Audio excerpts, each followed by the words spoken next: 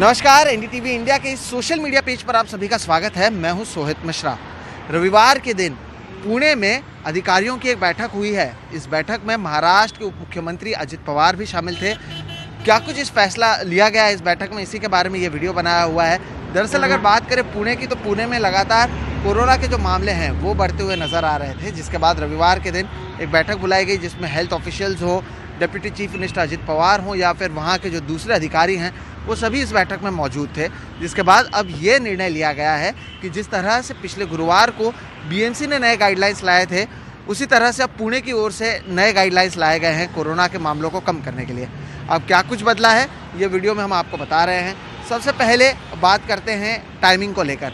अब आप इसे नाइट कर्फ्यू नहीं कह सकते हैं, लेकिन रेस्ट्रिक्शन ज़रूर कह सकते हैं कि रात 11 बजे से सुबह 6 बजे तक अगर आपको एसेंशियल सर्विसेज से नहीं जुड़े हैं या अगर बिना मतलब के आपको सड़कों पर देखा जाता है पुणे की सड़कों पर, तब आपके ऊपर कार्रवाई की जाएगी।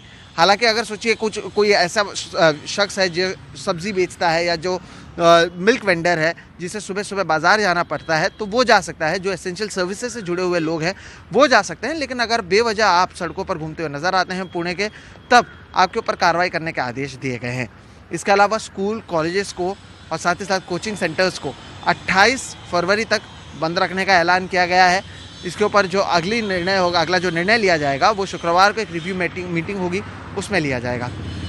रेस्टोरेंट्स होटल्स की अगर बात करें तो पहले रात के 1:30 बजे तक इसे खोला जा सकता था। 1:30 बजे तक जो है लोग आया जा सकते थे, लेकिन अब इसे भी घटाकर रात के 11 बजे तक कर दिया गया है।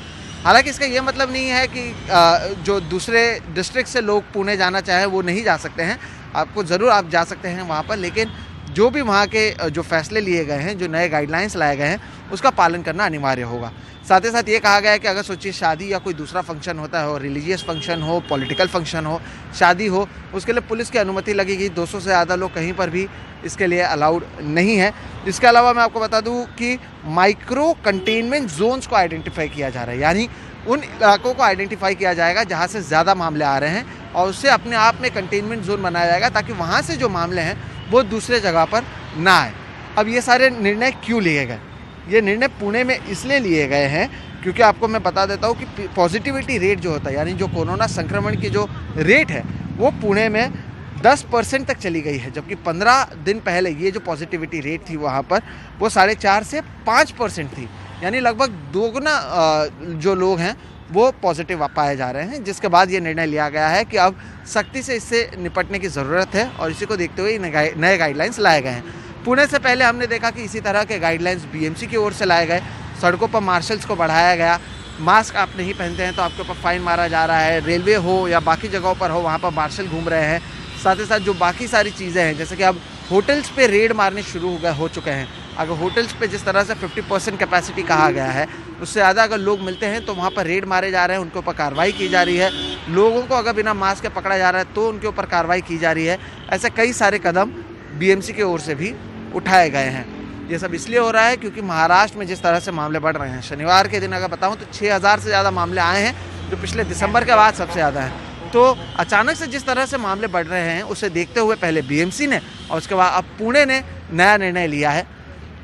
रविवार शाम की अगर बात करें तो मुख्यमंत्री उद्धव ठाकरे वो जनता से संवाद करेंगे। वो उसमें क्या कहते हैं वो भी देखना अहम होता है, क्योंकि रविवार सुबह जो एक कैबिनेट मंत्री हैं, विजय वडेट्टीवार, कांग्रेस के नेता हैं, कैबिनेट मंत्री हैं, उन्होंने कहा है कि बीच में जब चर्चा हुई थी कैबिनेट में भी, तब नाइट कर्फ्यू को लेकर चर्चा हुई थी कि क्या महाराष्ट्र में जिस तरह से मामले बढ़ रहे हैं नाइट कर्फ्यू लगाने की ज़रूरत है। तो हालांकि चर्चा हुई, इसके ऊपर कोई निर्णय नहीं लिया गया है, लेकिन क्या मुख्यमंत्री इसके ऊपर कुछ कहते हैं ये देखना अहम होगा। ये पहली बार नहीं है जब मुख्यमंत्री बात कर रहे हैं। कोरोना के जब से मामले आने लगे हैं उसके बाद न जाने कितने बार उन्होंने इस तरह से जनता से संवाद किया है, लेकिन आज क्या कहते हैं वो इसलिए भी देखना अहम होगा क्योंकि लगातार मामले बढ़ रहे हैं। अकोला हो, अमरावती हो, यवतमाल हो, वहाँ के कलेक्टर्स को वो पावर दिया गया है कि अगर आपको मामलों को कम करने के लिए कोई नया नियम वहाँ पर लाना है या सख्ती से इसका पालन करवाने के लिए आपको जो कुछ करना है आप कीजिए। जिसके बाद अमरावती की अगर बात करें तो शनिवार रात से सोमवार सुबह तक, यानी अभी फ़िलहाल अमरावती में लॉकडाउन का ऐलान किया गया है 1 दिन का। तो इस सब के ऊपर मुख्यमंत्री क्या कहते हैं ये देखना अहम होगा। लेकिन अब ये आप मान लें कि जो मामले बढ़ रहे हैं उसे देखते हुए प्रशासन सख्ती से इससे निपटने की कोशिश कर रही है।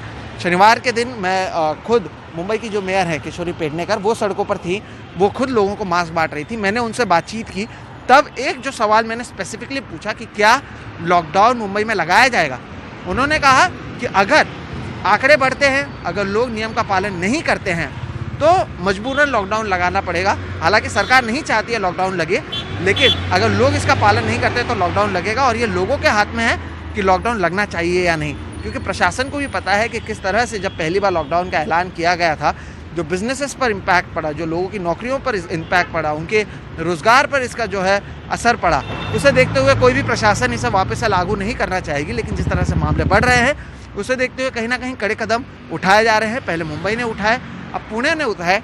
अब ये देखना होगा कि शाम को जब मुख्यमंत्री बात करते हैं वो क्या कुछ कहते हैं। हमारी नज़र इस पर बनी रहेगी और इसके जो लेटेस्ट जानकारियाँ हैं वो हम आप तक पहुँचाते रहेंगे।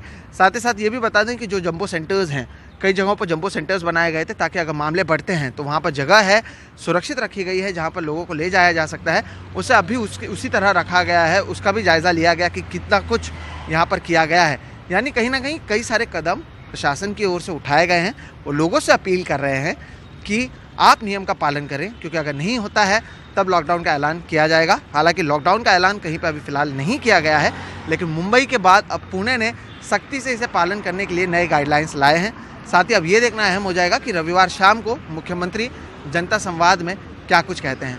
फिलहाल इस वीडियो में इतना ही। मेरा नाम है सोहित मिश्रा। हम लगातार जितने भी नई जानकारियां हैं जो भी हमारे पास आ रही हैं, पहले आपको म्यूटेशन से जुड़ी जानकारी दी है हमने, उसके बाद अब आपको हम जो आंकड़े हैं उससे रिलेटेड जानकारी, या फिर पुणे और दूसरी जगहों पर क्या हो रहा है, इन सभी चीज़ों की जानकारी हम लगातार दे रहे हैं, आगे भी देते रहेंगे। अगर आप इसी तरह के वीडियोस को देखना चाहते हैं तो एनडीटीवी के जितने भी सोशल मीडिया पेजेस हैं, यूट्यूब पर आप हमें सब्सक्राइब करें, बेल आइकॉन दबाएं, फेसबुक पर हमारी जो पेज है एनडीटीवी इंडिया उसको आप लाइक करें, ट्विटर पर एनडीटीवी इंडिया और एनडीटीवी वीडियोस को फॉलो करें।